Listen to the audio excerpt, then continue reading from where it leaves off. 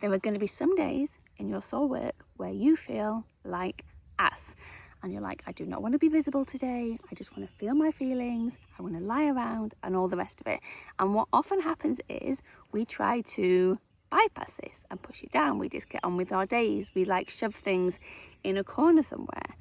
And then we try and muscle through, but then we can't really show up because we're not in the right space for it and we're not regulated and all of the rest of it. Whereas all you actually really need to do in those moments is to give yourself the grace and compassion and gentleness to be with the feelings. Allow the feelings. Don't judge the feelings. Just let them be there.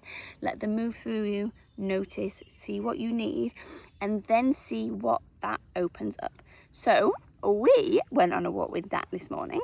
And we had a little bit of a discussion, didn't we, Sydney? We had a bit of a discussion towards the end of the walk. I invited Nat on my podcast. I said, you're going to come on the podcast? Like, how amazing would it be to come on the podcast and for us to talk about like how our relationship has evolved over the years as we've evolved? Nat's response was, no thanks. No, it was. Nat's response was, no, because I don't want to be associated with witchcraft, right? I don't want to be associated with your work.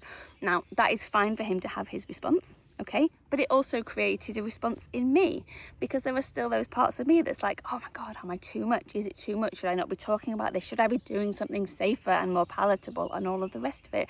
Now, I could have pushed through. My plan today was to go to the gym when we got back from our walk, but I got home and I was like, no, I actually need to be with this. Like, I need to be with this and I need to feel this. And I went and I laid down and I put my hand on my heart and I allowed myself to cry and feel the feelings and the disappointment and the, oh, my husband doesn't get it and all of the rest of it.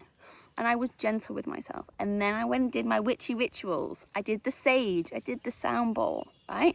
I did all of these beautiful practices. I did my cards. I did all of the things to connect me back to myself, my mission, and the work that I am here to do, okay? And then without any overriding, any bypassing or anything else, I then felt that life force within me of, okay, there are now things that you need to go and you need to share, okay? And you feel drawn to go and do it in nature. So go and get a nice dress on because you've also felt the nudge to sort of wear some of your nice dresses that generally sit upstairs in the wardrobes, and go and share what is on your heart with the people who need to hear it. So here I am, right? Having taken care of myself, having allowed the emotions, having allowed things to move through me. I'm not overwhelmed, I'm not overriding, I'm not pushing through, but I am back connected to myself and my mission. And this is the work, right? It's how do we keep going no matter what? And this is one of the foundational tools that you will learn inside the Wealthy Witches Mastermind, because your mission is too important to let life stop you from pursuing it.